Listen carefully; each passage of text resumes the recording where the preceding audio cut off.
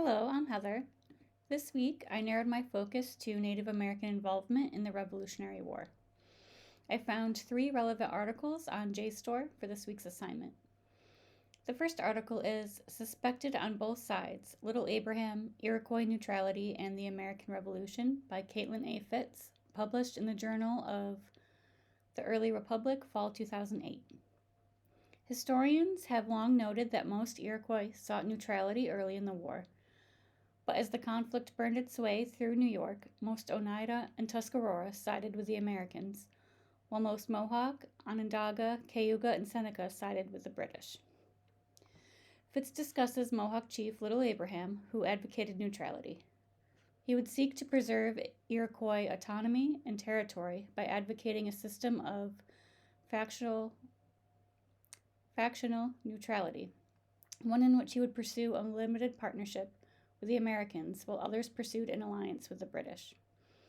For Abraham, neutrality meant a refusal to take up arms, but still required active participation.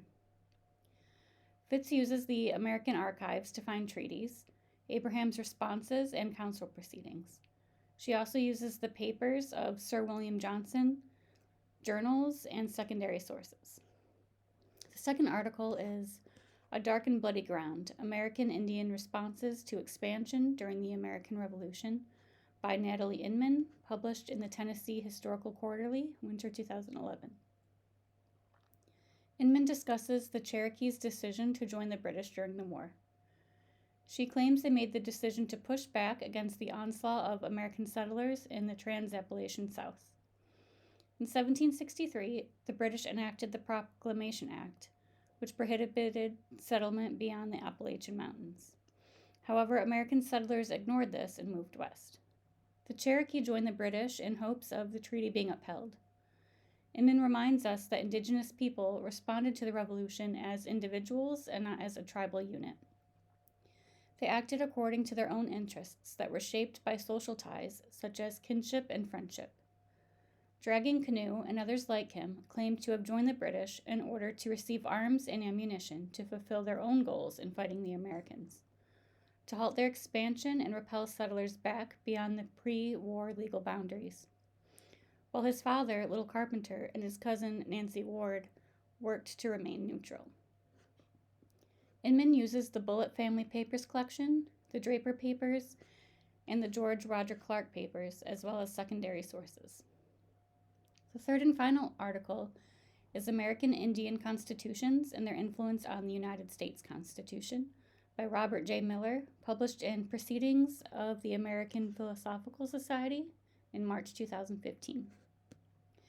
Miller states that American Indian political theories and tribal governance helped shape the political thinking of some of the United States founding fathers, such as Benjamin Franklin, Thomas Jefferson, James Madison, and John Adams. The Founding Fathers were acquainted with Indian people, tribal governments, and indigenous theories of governance. Many founders worked with Indian nations as treaty negotiators and commissioners at the colonial, state, and national level for decades before the United States and the Constitution were created. The government created by the U.S. Constitution more closely reflects the principles of indigenous governments than those of European political regimes of the late 1700s. Interestingly, Miller cites his own books several times. However, he also uses the U.S. Constitution, the Federalist Papers, Indian treaties printed by Benjamin Franklin, the Adams-Jefferson letters, journals, and many secondary sources. From Chief Abraham's position of neutrality to the Cherokee supporting the British during the Revolution to the U.S. Constitution having indigenous influence, these 3 articles show that indigenous history is American history.